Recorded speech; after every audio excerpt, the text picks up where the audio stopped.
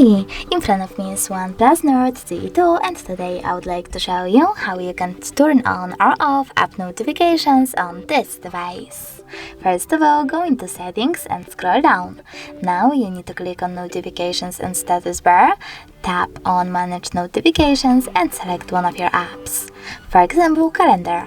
Now when I click on the switcher next to it, all notifications from Calendar are now off. If you wish to turn them back on, just click on the same switcher. But you can also tap on one of your apps and manage notifications from here. Thanks so much for watching. If you enjoyed this video, leave a like, comment and subscribe.